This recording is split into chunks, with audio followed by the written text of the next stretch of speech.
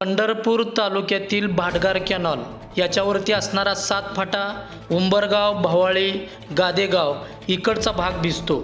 त्याबरोबर हलदैवडी भाग, सांगोला या भागामध्ये असणारी सोसायटी या ठिकाणी येणारं पाणी भाटघरचं आटल्याने शेतकरी हवालदिल झाला आणि त्यांनी दिला इशारा थेट आंदोलनाचा. अधिकारी करतायत दुर्लक्ष. अधिकाऱ्याला सांगून अधिकाऱ्याला काय अधिकारी पोहोचत नाही तिथं. आमदार साहेबांना बी फोन केले ती, या अधिकाऱ्याला बोलतो म्हणले ती, तरी वरचं D1 फाटा काढल्यामुळे आमचं 2 दिवस रुटीन चाललं 7 फाटा आणि सोसायटी. आणि आता ती D1 काढल्यामुळे इथं आमच्या शेतकऱ्याची हाणामारी झाली. ती 25 पाणी आहे, ती 12 पाणी सोडल्यामुळे कोणाचं भिजत नाही. त्यामुळं इथं अधिकाऱ्यांनी येऊन तात्काळ ह्याची चौकशी करून पाणी व्यवस्थित शेतकऱ्याला द्यावं ही आमची नम्रतेची विनंती आहे. 7 फाट्याला पाणी 50 ते 60 मिनिट पाहिजे तर, आणि तुम्हाला किती पाहिजे तर? आम्हाला 50-60 मिनिट पाहिजे.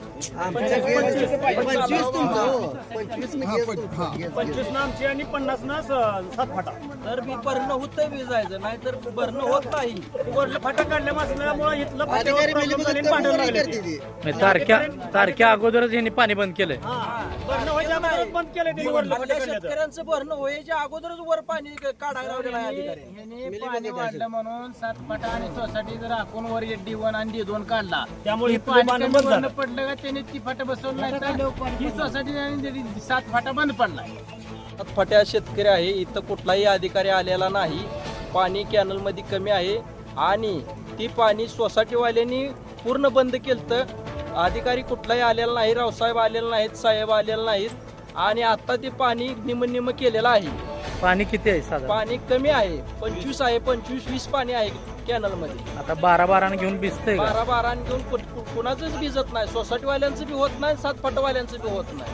गेल्या वर्षीपेक्षा काय परिस्थिती म्हणजे ह्या वर्षी? गेल्या वर्षीपेक्षा बिकट परिस्थिती आहे पाण्याची. इथं कुठला अधिकारी येत नाही, काही कोण नाही. शेतकऱ्यांची हाणामारी झालेली आहे, सोसायटीवाल्याची आणि गादेगाव फाटेवाल्यांची.